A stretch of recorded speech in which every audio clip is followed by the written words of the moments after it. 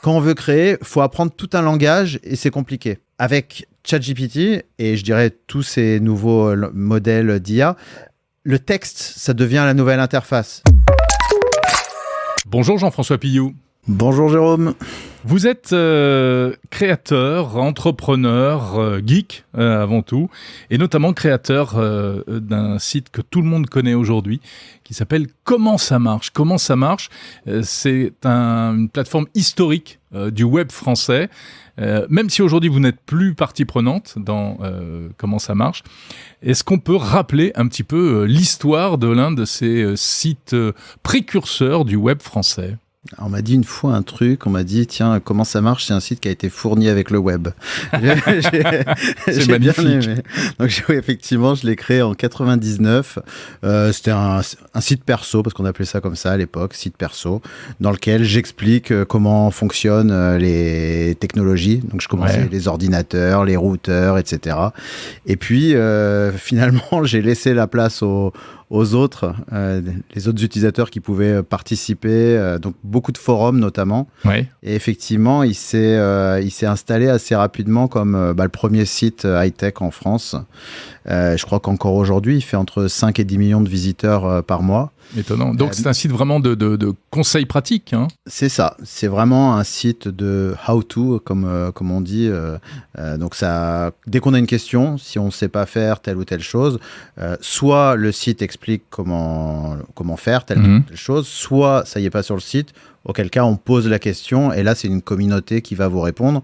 Et l'avantage, c'est que la réponse de la communauté servira après à d'autres personnes. Et oui, ça crée le contenu qui ensuite va perdurer, rester là plusieurs mois, voire plusieurs années, qu'on pourra retrouver si on en a besoin. Exactement. Et puis, ces contenus faits par la communauté, ensuite, la communauté les fusionne, entre guillemets, et fait des fiches qui expliquent comment faire telle ou telle chose. Donc, on capitalise sur les problèmes des uns et des autres et les solutions qui ont été apportées. Et vous-même, vous avez rédigé beaucoup de fiches, hein, je crois, à une époque. Ah bah oui, de 99 à 2004, quasiment, c'est moi qui ai tout écrit. Ça a même fait une série d'une dizaine de bouquins chez Duno. Donc, c'était mon plaisir, c'était d'apprendre des choses et de les restituer sur le site.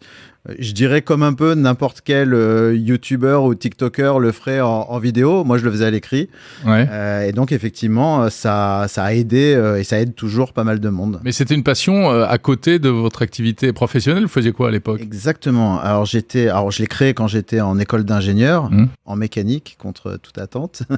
Et après, j'ai bossé pendant 6 ans au ministère de l'Éducation nationale, rue de Grenelle. Et donc, j'étais un chef de projet, puis un chef de direction adjoint. Ah oui. Voilà. On est loin du geek oui, voilà, devant son ordinateur dans sa chambre. Et donc, je lançais des projets pour aider à développer l'usage d'Internet, des écoles jusqu'aux universités. Parce qu'il y avait un peu le problème de l'œuf et la poule, c'est-à-dire pour que les collectivités, les mairies, etc., équipent les écoles, les collèges, les lycées, il fallait que les profs l'utilisent. Mais pour que les profs l'utilisent, faut qu'il y ait les machines. Eh oui. Donc, il fallait qu'on lance des projets pour les inciter.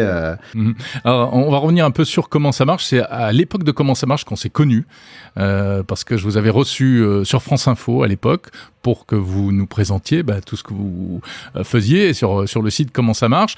C'est vrai que ce site web, je crois que toute une génération est passée par là pour savoir comment configurer son imprimante, son routeur, savoir pourquoi l'ordinateur ne marchait pas, etc., etc. Absolument. Donc le but, c'était de faire en sorte que chacun trouve sa réponse. Et moi, l'indicateur que je suivais, c'était le taux de réponse dans les forums. Donc mon but, c'était de faire en sorte que quelqu'un qui pose une question ait le plus rapidement sa réponse. Ouais. Donc le but étant de mettre sa question en face des gens qui potentiellement ont la réponse. Alors il y a eu derrière après une vraie histoire entrepreneuriale parce que le site a connu un immense succès et petit à petit c'est devenu une entreprise à part entière, très rentable et qui a suivi toute une évolution. Vous pouvez nous la raconter un peu ? Alors effectivement, donc moi je l'ai créé en 99, c'est devenu une société à part entière en 2006. Et ensuite, on l'a décliné. On a fait le site Droit et Finance sur la plateforme Comment ça marche. La même chose, mais sur les aspects juridiques, légaux. Et un site qui s'appelait Santé Médecine, donc Comment ça marche, adapté à la santé, et également en 12 langues. Donc il est devenu assez gros, on est monté jusqu'à une quinzaine de salariés dans l'entreprise, jusqu'à ce qu'un jour, en 2010, on rachète Benchmark Group, parce qu'effectivement, on avait un beau chiffre d'affaires, une bonne rentabilité, et donc on a racheté Benchmark qui était l'éditeur de sites comme L'Internaute, Journal des Femmes, Journal du Net, ou un plus connu finalement, le plus connu je crois encore, Copain d'avant, le réseau social. Copain d'avant, incroyable. Donc on a racheté cette boîte avec 150 personnes alors qu'on était 15. Donc sacrée histoire. Ah oui, c'est dire que ça marchait bien, comment ça marche. Ça marchait. Vous aviez trouvé comment ça marche, comment faire marcher, comment ça marche. Exactement. Et donc l'idée c'était d'appliquer ça à tous ces sites, l'Internaute, Journal des Femmes, pour arriver à les faire décoller un petit peu plus. D'accord. Et alors ensuite, qu'est-ce qui s'est passé ? Puisque je le disais, vous n'en faites plus partie aujourd'hui ? Oui, alors effectivement, pour racheter Benchmark, on a dû lever des fonds. Et le truc, c'est que quand on lève des fonds, un jour, faut faire sortir les gens qui sont rentrés. Donc, on a dû faire un processus de vente en 2014-2015. Et donc, le groupe Figaro s'est présenté. Alors, on a eu plein d'offres de toute la place en 2014 où on les a tous rejetés finalement, parce que ça nous convenait pas. Tout le monde voulait vous racheter. Bon, ce serait un peu prétentieux de dire ça, mais en tout cas, toutes les grosses télés qu'on connaît, sans citer de nom, tous les gros groupes médias. Les gros groupes médias, ouais. Voilà, en France et en Europe d'ailleurs. On en avait même 2 aux États-Unis étaient preneurs, mais ils voulaient tous racheter 51%. Ouais. Donc ça veut dire qu'on perd le contrôle de la société, mais on est toujours à l'intérieur. Donc c'était pas vraiment le scénario qu'on avait imaginé. Et puis finalement, l'année d'après, le groupe Figaro est revenu à la charge en disant nous on vous rachète 100%, et ils m'ont proposé de rester dedans pendant 4-5 ans, ce que j'ai fait. D'accord. Et je travaille encore en partie pour eux, pour les accompagner. Ok, donc aujourd'hui Comment ça marche appartient au groupe Figaro. Absolument. Qui, ce que tout le monde ne sait pas, eh bien, ne prend pas que le journal et que le site d'actualité lefigaro.fr, mais également toute une galaxie en fait de sites web qui, en plus, qui apportent de l'audience. Donc, absolument. Ça qui valorise le groupe auprès des annonceurs, etc., etc. D'accord. Et Comment ça marche aujourd'hui a toujours autant de succès ? Il a toujours du succès. Après, les usages se sont décalés. C'est-à-dire que jusqu'en 2010, le gros de l'usage, c'était des questions matérielles. Des problèmes avec, sa carte mère, la carte son, la souris, la webcam, etc. Ça s'est décalé après au système d'exploitation. La belle époque où on avait des écrans bleus. Merci Windows. Sous Windows, exactement. Et maintenant, les questions, elles sont plus sur les usages. Comment je fais pour couper une vidéo, pour poster ceci sur un réseau social. Donc, c'est assez marrant de voir l'évolution. C'est qu'on est monté d'un cran. Il faut reconnaître que les systèmes, aujourd'hui, c'est quand même assez rare qu'ils nous plantent entre les mains ou que le matériel ne marche pas. Oui, donc, c'est vrai que... Ça s'est décalé sur toutes ces questions-là. Mais finalement, les questions, elles sont toujours là. Ouais, c'est vrai qu'on l'oublie, mais aujourd'hui, les ordinateurs, les smartphones, c'est un peu comme les voitures. Grosso modo, ça tombe plus en panne, quoi. Assez peu, et quand ça tombe en panne, on fait jouer le SAV, on nous en donne un autre et ça repart. On n'est plus obligé de mettre soi-même les mains dans le cambouis. Cela dit, vous, si vous avez fait tout ça, Jean-François Pillou, c'est parce que vous êtes un vrai geek. Enfin, c'est pas péjoratif, c'est vraiment, je parle de geek à geek. Vous êtes un passionné de programmation, d'informatique, de web, etc. Alors c'est vrai que c'est un truc qui m'a jamais quitté. Comment ça marche ? Je l'ai créé de mes mains. Alors j'aime bien dire ça. Je codais dans le bloc-notes, c'est-à-dire dans le notepad pour faire le code. Ouais, le HTML, je le faisais à la main comme ça. Bon, aujourd'hui il y a d'autres outils. Oui, là vous n'étiez pas aidé. Il n'y avait pas les couleurs et tout ça. Non, exactement. Donc je l'ai jamais lâché. C'est-à-dire que même encore récemment, quand j'étais dans CCM Benchmark, je codais avec les développeurs. J'étais le directeur général. On était CCM, c'est encore 250 personnes aujourd'hui, mais j'étais directeur général et développeur. Et du coup, je gardais cette compétence de développeur et j'en suis content parce que ça me sert encore aujourd'hui. Ouais. Puis ça apporte plus de légitimité quand on doit manager une équipe, d'être soi-même développeur. Bah, c'est sûr, c'est plus simple de dire aux gens ce qu'ils doivent faire quand c'est exactement ce qu'il faut faire. Donc si quelqu'un me dit non, c'est pas possible, je sais qu'en fait c'est possible. D'ailleurs, c'est rare que les développeurs disent c'est pas possible. La plupart du temps c'est possible. Mais ça va être long. Mais ça va être long, c'est ça. Ouais. Et ouais, bien sûr. Vous écoutez Monde Numérique. Alors, c'est ça qui, c'est cette passion pour le code et pour la création informatique sous toutes ses formes qui vous a amené à un autre projet qui est plus d'actualité, dont on va parler maintenant.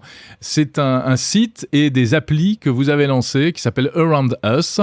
Qu'est-ce que c'est que Around Us ? Alors, Around Us, le principe, c'est surtout des applis, mais effectivement, il y a une version web qui permettent, où qu'on soit dans le monde, de trouver les 10 choses à faire ou à voir autour de soi.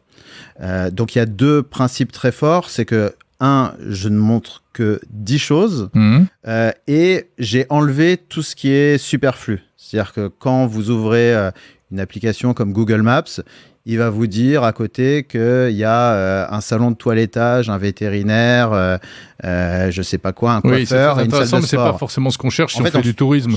Exactement. La plupart du temps, ça nous sert pas. Et quand on en a besoin, on va le chercher.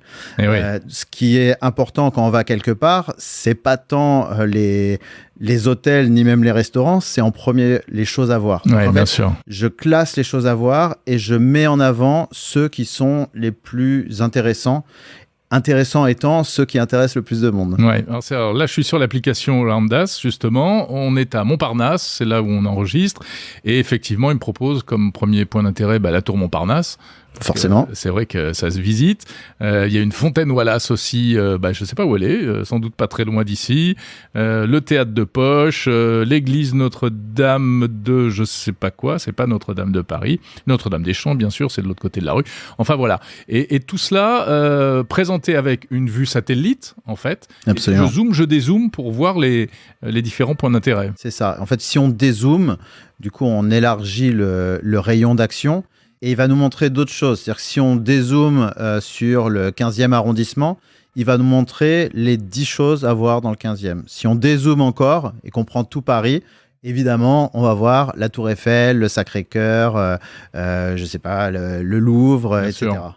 Et ce sera toujours limité à 10 pour ne pas surcharger la visibilité. En fait, c'est limité à 10, mais si on scrolle, on peut voir les 10 suivants, puis les 10 suivants, puis les 10 suivants, jusqu'à 8 millions de points d'intérêt. Ah ouais, d'accord. Ça élargit le champ d'action. Il y a 8 millions de choses à voir dans le monde dans l'appli. Pourquoi est-ce que vous avez créé cette appli ? Parce que c'est pas du tout votre business. Vous n'êtes pas dans le tourisme, ni dans je sais pas quoi, ni dans les applis particulièrement, etc. Non, alors déjà, je lance pas pour un business. Moi, j'aime bien lancer les choses parce que ça me plaît. D'ailleurs, il n'y a pas de pub dessus. C'était juste pour rigoler au début. Oui, c'est ça. Je commence toujours comme ça. Je commence pour faire les choses parce que ça m'amuse. En fait, c'est comme il y a des gens qui aiment bien faire des jeux vidéo. Et donc, ils créent des villes, des parcs d'attractions, etc. Ils attirent des visiteurs. Moi, je crée des sites et ça sert aux gens, mais en vrai, donc c'est encore un petit peu plus drôle. Il y en a d'autres qui font des vidéos YouTube, des podcasts, des choses comme ça. Voilà. C'est une passion avant tout et j'aime bien dire je suis plus un artisan du web qu'un entrepreneur. Après, c'est sûr que quand une appli a des millions de personnes qui finissent par l'utiliser, ça finit par coûter, donc il faut la rentabiliser. Et quand on la rentabilise, généralement, ça marche très bien parce que s'il y a plein de monde et que ça a été optimisé pour marcher avec peu de moyens, le jour où on met des moyens, ça permet de faire pas mal de choses. Ça paraît assez logique, effectivement. Alors, c'est pour ça qu'il faut expliquer un peu comment vous l'avez créé, cette appli, et c'est ça que je trouve intéressant.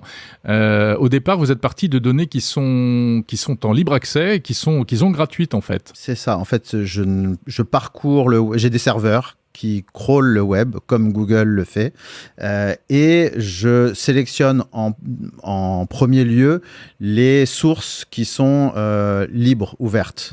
Donc, les 2 principales sources d'informations dans l'appli, c'est Wikipédia et OpenStreetMap, dont on parle moins, et qui répertorie finalement tous les objets avec des coordonnées qui sont quelque part sur cette terre. Oui, c'est une espèce de Google Maps, mais en open source et accessible à tout le monde. Absolument. La seule chose, c'est qu'il y a tout dedans. C'est-à-dire que le moindre réverbère, le passage piéton est noté dedans. C'est un truc de dingue. Les poubelles sont notées dedans. Ah ouais. Mais si j'affichais tout, quand on affiche tout comme Google Maps, on n'affiche rien. C'est-à-dire on ne trouve plus rien. Bien sûr. Moi, je ne prends là-dedans que ce qui vous intéresse. Que voilà, ce qui m'intéresse. Et ce qui m'intéresse, c'est ce qui a un intérêt touristique. Donc, un menhir, ça a un intérêt touristique. Un musée, oui. Une pharmacie, non. C'est un service, on en a besoin, mais on va pas dans une ville pour voir des pharmacies. Sauf si la pharmacie a un caractère, je sais pas quoi, monument historique classé. Donc, le choix est là-dessus. Et donc, j'ai beaucoup bossé là-dessus pour me dire qu'est-ce que je prends ou je ne prends pas. Donc, j'ai eu des cas de conscience. Est-ce que je mets les stades ? Donc, les stades connus, je les mets. Le petit stade de quartier, je le mettrai pas dedans. D'accord. Bon, voilà, pareil pour plein de choses. Ce qui veut dire qu'il y a toute une partie automatique. Et Tout est automatique. Tout est automatique. Oui, mais il y a une intervention humaine. À un moment, c'est vous qui décidez de sélectionner tel ou tel point d'intérêt. C'est moi qui, conditionne l'algorithme pour dire... Et donc, on touche à l'intelligence artificielle, c'est-à-dire faut entraîner une intelligence artificielle et lui dire ça c'est bien, ça c'est pas bien, et elle finit par apprendre et aller choisir les bons points d'intérêt. D'accord. Et elle apprend en continu, c'est-à-dire si un jour on lui dit bah tiens finalement les toilettes publiques tu les mets, elle les met. Ouais. Alors aujourd'hui, Aranda c'est disponible en version web. C'est ça. Et puis sous forme d'appli, iOS et Android. Absolument. Ouais. C'est gratuit ? C'est gratuit et ça restera toujours. Il n'y a pas de pub et il n'y en aura pas tel quel. Enfin, en tout cas, il n'y aura pas les grosses pubs qui vous prennent l'écran. L'idée, mais c'est quoi votre business model ? Il n'y a pas de business model. À chaque fois que je dis ça, les gens hallucinent, mais il n'y a pas de business model. Ça me coûte pas grand-chose à le faire fonctionner. Je pense que le business model, quand il y en aura un, c'est de mettre un business model qui soit bien pour les utilisateurs et pour moi, qui soit pas gênant. Donc, par exemple, quand vous allez voir des musées, ce qu'on veut, une fois qu'on a repéré le musée, c'est acheter les billets. Et donc là, l'idée, c'est de pouvoir acheter les billets par l'appli. Et comme à chaque fois qu'on achète quelque chose, si on apporte un client au musée, il y a une commission de 1 ou 2 euros qui revient à la plateforme qui a apporté le service. Donc ça pourrait être un mode de rémunération. Dedans, il y a plein de choses qui sont... Par exemple, les restaurants et les hôtels sont... En fait, ils sont masqués. Si vous cherchez restaurant, ça va vous montrer les restaurants, etc. Et donc, pareil, une fois que vous avez trouvé le restaurant, vous voulez réserver une table. Et là, pareil, l'idée, c'est que ça rapporte quelque chose à la plateforme et que ça permette de la faire fonctionner. L'idée, c'est quand même que ça reste accessible à tout le monde, n'importe qui, même quelqu'un qui n'a pas les moyens peut l'utiliser. Après, il n'est pas obligé de réserver par l'appli, mais il faut que ça reste gratuit. Et il n'y a pas non plus de... Alors, j'ai regardé un petit peu toutes les applications qui existent. En fait, des applis de guide touristique, il n'y en a pas. Mais voilà, mais c'est la question que j'allais vous poser. Ça n'existe pas, ça n'existait pas. Il y a d'un côté tous les classiques, les guides du retard, les petits futés, qui sont super, mais c'est payant. C'est payant et en plus c'est par ville. C'est-à-dire que si vous achetez le guide de Lisbonne, demain vous allez à Barcelone, ça marche pas. Donc ça c'est le premier truc. Et ensuite il y en a quelques-uns donc sur le web qui font ça, mais toujours assez limité. Et il y a quelques applis qui existent qui permettent de voir ce que les gens ont aimé dans vos réseaux sociaux. D'accord.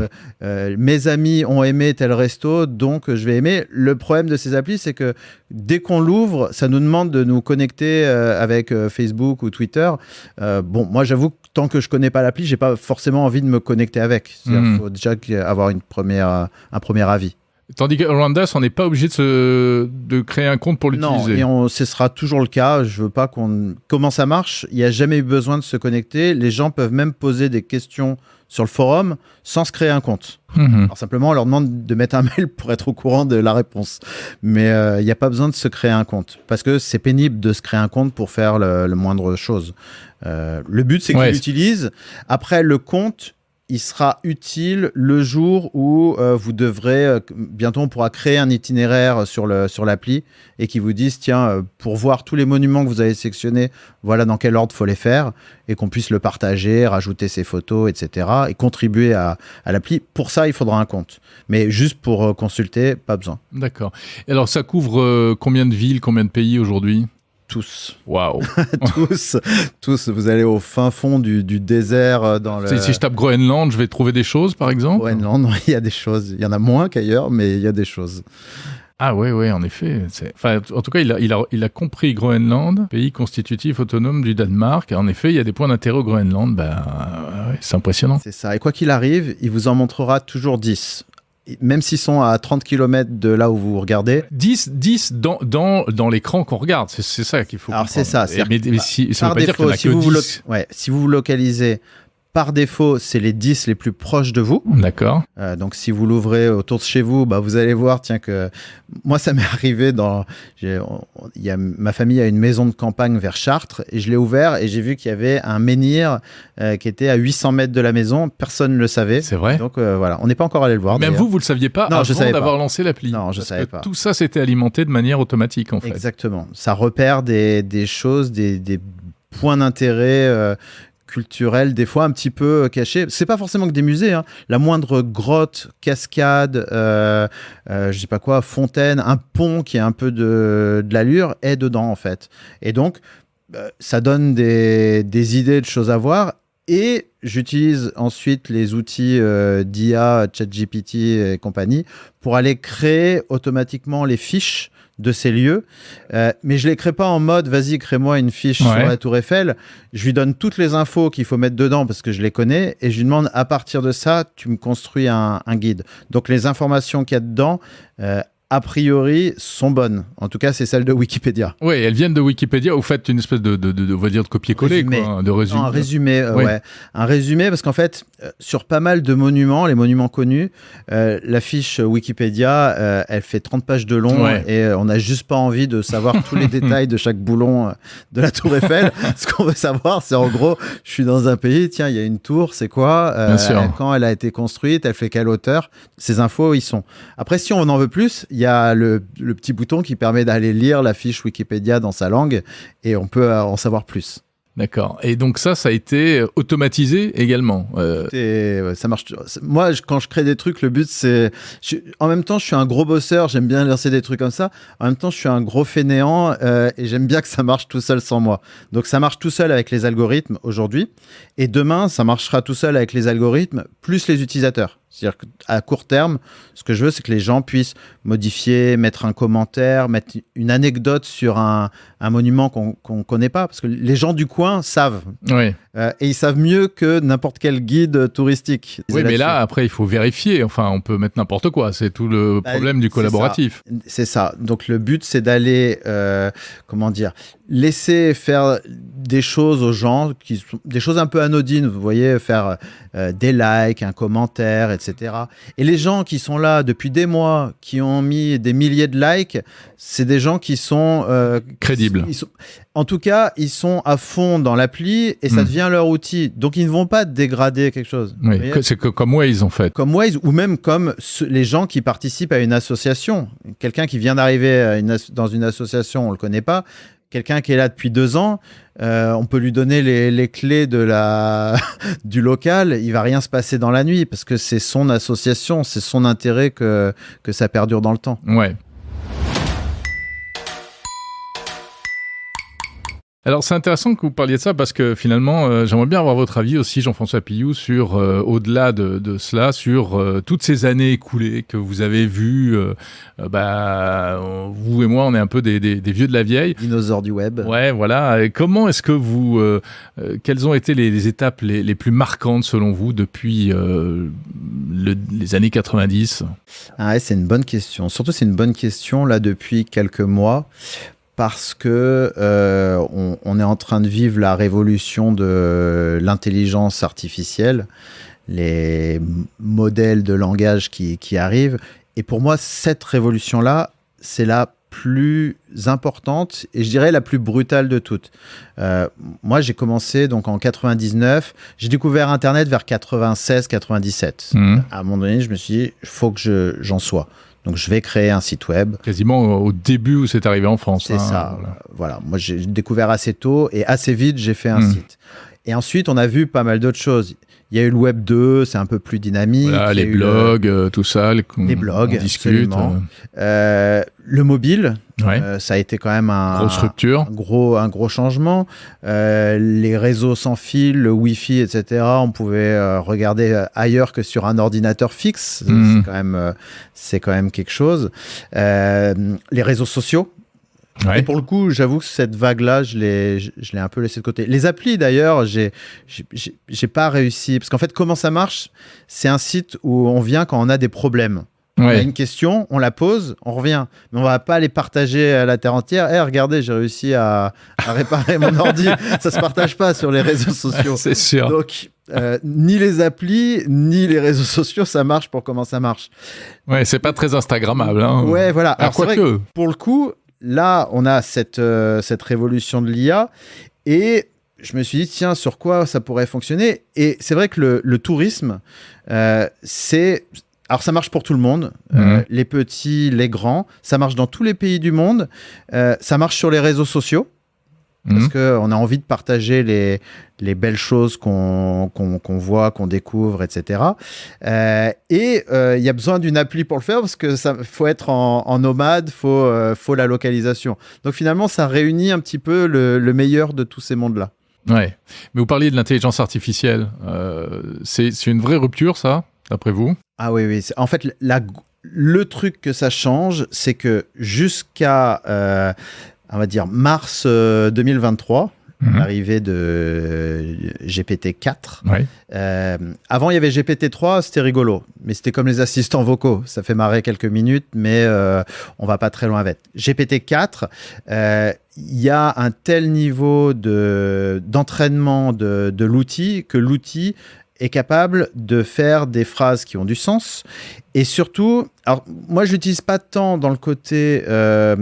je lui pose une question et il me répond de façon ouverte, mais plutôt, je lui donne plein d'informations. Mais ça, il faut pas, parce que il me le synthétise. Oui, bien sûr. Voilà. Et quand on le fait comme ça, on peut l'utiliser pour vraiment énormément de choses. Et pour moi, ce que ça change, c'est que jusqu'ici, on interagissait avec les outils numériques avec des logiciels. Et les logiciels, généralement, c'était avec des commandes. Que ce soit par clic ou par formule. Les formules Excel, les commandes MS-DOS, les commandes dans AutoCAD ou 3D Studio. Quand on veut créer, il faut apprendre tout un langage et c'est compliqué.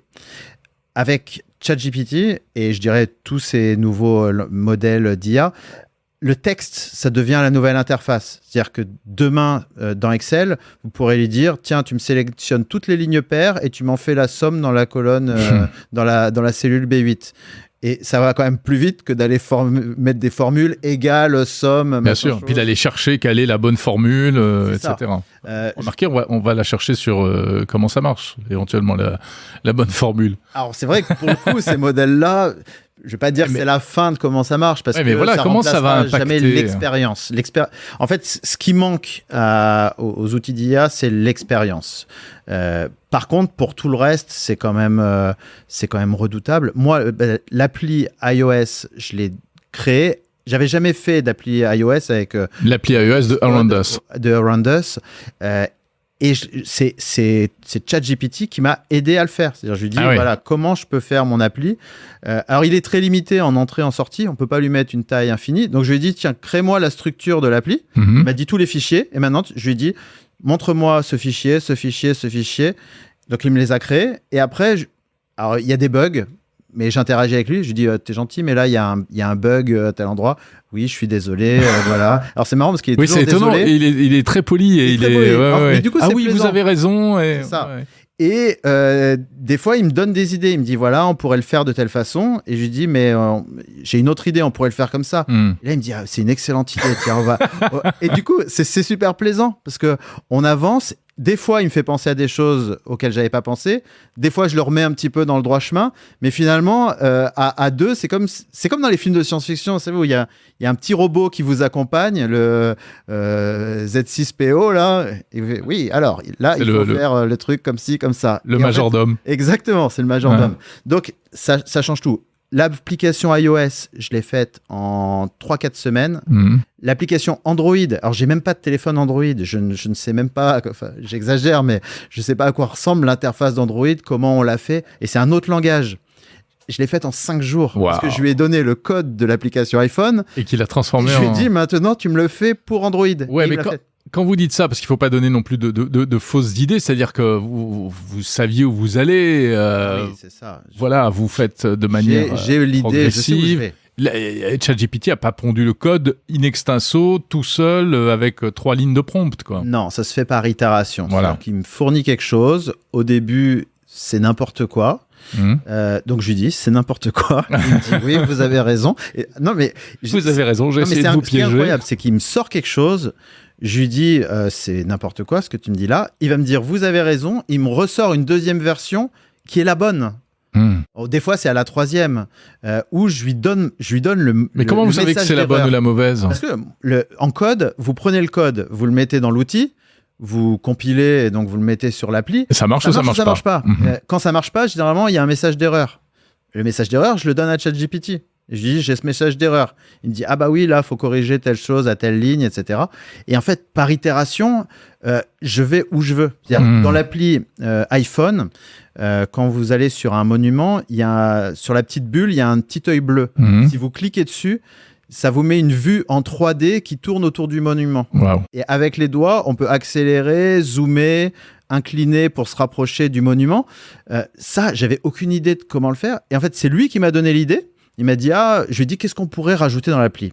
Il me dit, on pourrait faire ceci, on pourrait faire de la réalité augmentée, on pourrait même faire une vue en 3D. Et je lui ai dit, comment on fait une vue en 3D ? Il commence à me dire, c'est un peu compliqué. Je lui ai dit, ok, fais-le quand même. Ouais. Et il le fait quand même.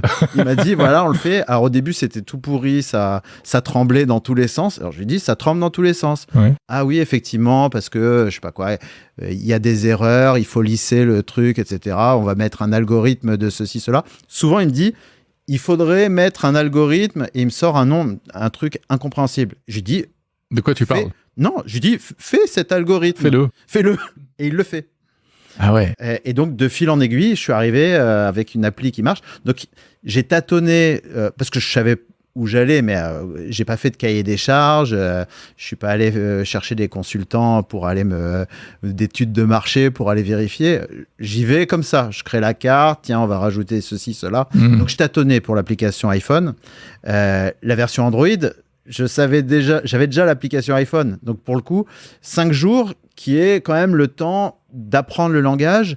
Mais du coup, j'ai un apprentissage accéléré parce que au début, je copie-colle ce qu'il me donne. Je comprends rien. Il me donne des lignes de code. Je comprends rien. J'exagère un peu. Je comprends à peu près, mais il y a plein de trucs que je comprends pas. Quand je comprends pas, je lui demande. Ouais, mais parce que c'est un langage que vous connaissiez pas. Je connais tout. Exactement. Mais après, vous comprenez très bien la logique et voilà. La logique, mais en fait, il y a des noms de fonctions, des choses qui sont. C'est quoi comme langage ? C'est Swift, c'est ça ? C'est Kotlin pour Android. Pour Android. Avant, c'était Java. Maintenant, ils sont passés à un truc qui s'appelle Kotlin. D'accord. Et ça appelle des bibliothèques d'Android, etc. Moi, les bibliothèques, je les connais pas. Donc, c'est complètement abscon. Donc, je lui demande, mais pourquoi tu mets ça ? Et il m'explique. Donc, à force, il corrige, il m'explique, donc j'apprends. Et donc, l'étape d'après, quand je veux créer quelque chose, il y a plein de fois où j'ai plus besoin de lui demander parce que je finis par comprendre. Donc, c'est ce ping-pong avec la machine qui fait que, la machine arrive à un truc qui tourne. 2, moi, j'apprends. Donc, j'imagine pour les langues, pour un tas de choses, ça va être extraordinaire.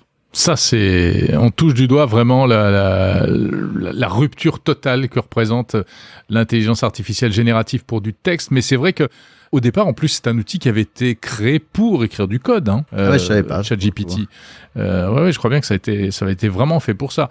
Après, il y a aussi tout le côté obscur de la force. La facilité avec laquelle on peut fabriquer une appli, c'est aussi la facilité avec laquelle on peut faire des codes malveillants, des virus, des choses qui vont aller essaimer et semer le chaos un peu partout. Ce qui est toujours le cas, c'est-à-dire que quelles que soient les innovations technologiques, il y aura toujours des gens pour l'utiliser de manière incorrecte, des gens pour l'utiliser du bon côté. Et ça a toujours été le cas et ce sera toujours le cas. Là, je trouve que ce qui est intéressant, c'est que c'est mis entre les mains de monsieur et madame tout le monde. Et donc, on a des outils qui nous permettent... alors, j'aime bien dire que c'est comme un exosquelette. C'est-à-dire qu'avec cet outil-là, on est augmenté. On est augmenté, exactement. Et du coup, on a la puissance que peut avoir une entreprise en face. Je dirais même, on a une force par rapport à l'entreprise. C'est qu'une grosse entreprise, elle n'est pas agile. Elle a des gens, il faut les former, il y a une espèce d'inertie. Quelqu'un qui est tout seul, un entrepreneur, il va très très vite. Moi, quand je développe, dans la journée, des fois, je fais mes mises à jour. Bon, après, il faut le temps que ce soit validé par les plateformes. Mais j'ai une agilité que je n'aurais jamais autrement. Ouais.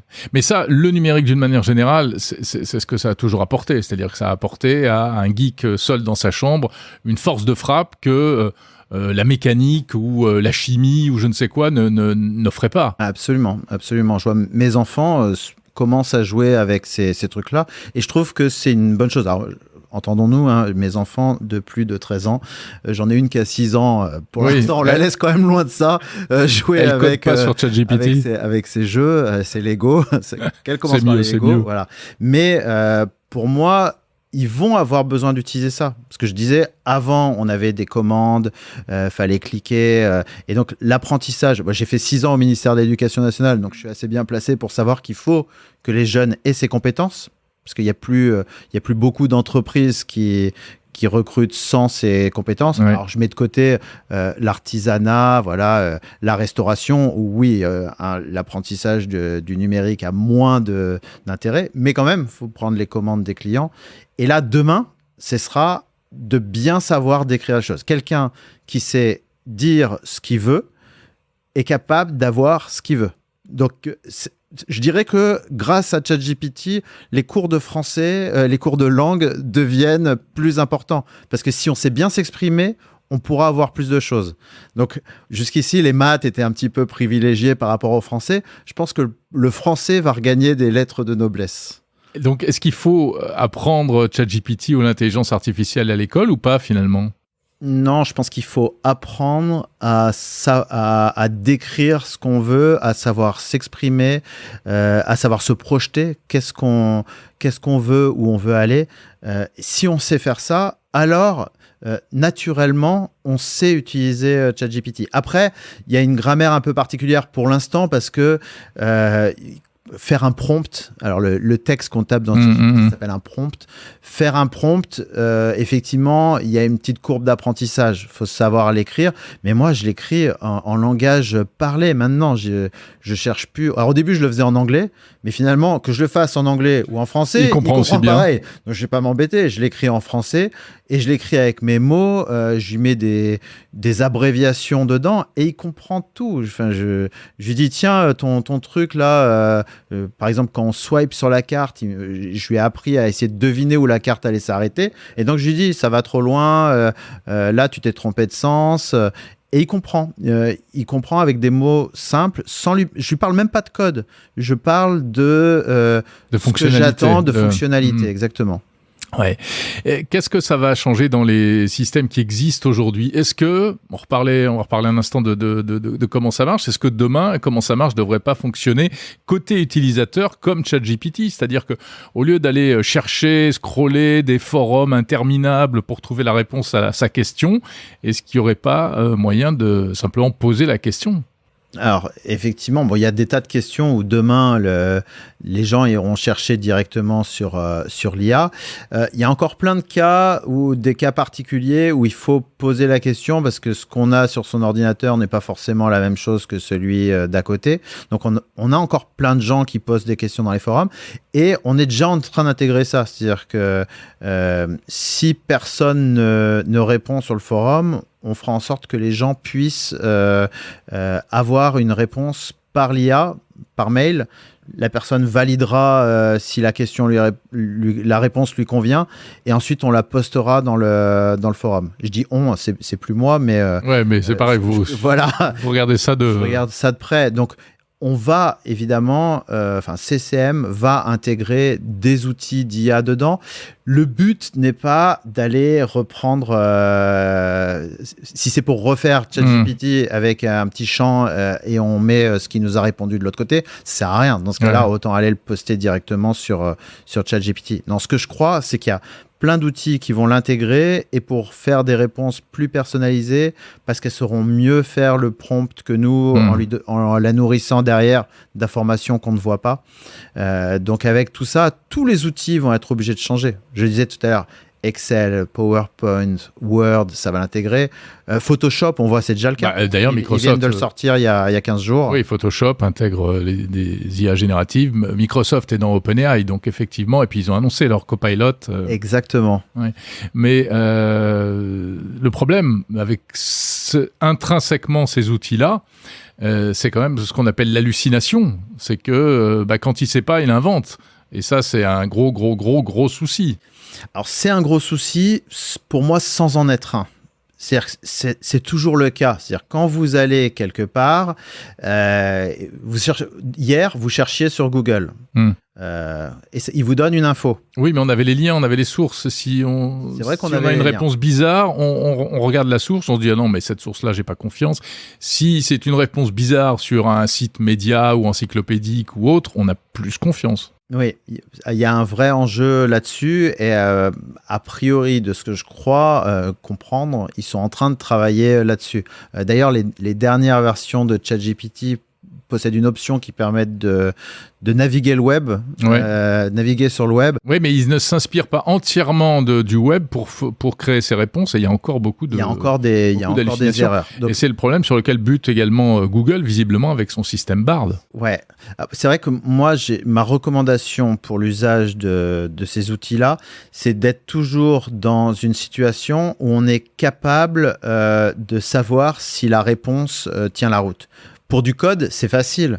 On attend que ça fasse telle chose, ça le fait ou ça le fait pas. Il peut y avoir des bugs dedans, mais il y a des façons d'aller tester le code. Et moi, j'utilise ChatGPT pour me faire ce qu'on appelle des tests unitaires. C'est-à-dire quand je lui donne toutes les entrées possibles, toutes les sorties, il va valider la fonction. Donc derrière, je la fais évoluer. Soit ça marche toujours, soit ça marche plus.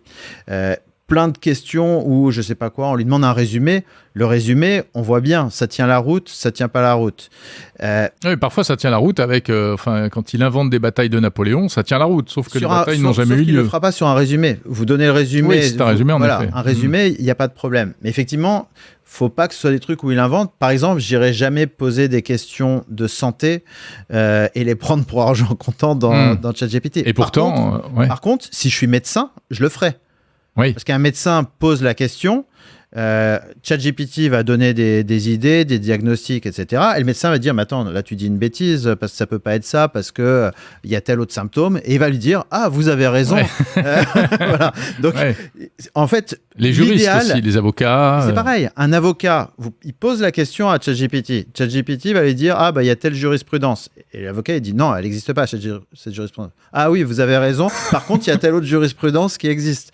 Et donc, si on a moyen de challenger l'IA, ça devient plus intéressant. C'est-à-dire, l'IA, le but pour moi, enfin telle qu'elle est, c'est pas tant qu'elle nous invente des trucs et qu'on les prenne, c'est vous connaissez votre sujet, vous la challengez pour aller un peu plus loin et vous le prenez et vous allez vous batailler avec l'outil pour qu'il vous sorte un truc et ça donne des idées. Les idées, de toute façon, s'il vous donne 10 idées pour aller faire une appli, s'il y en a une qui est bonne, on la prend. Les idées, on les prend toujours de toute façon. Eh bien, ce sera le mot de la fin.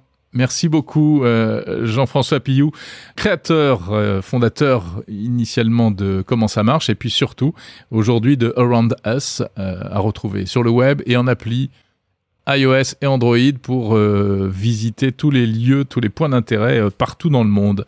Merci, Jean-François. Merci, Jérôme.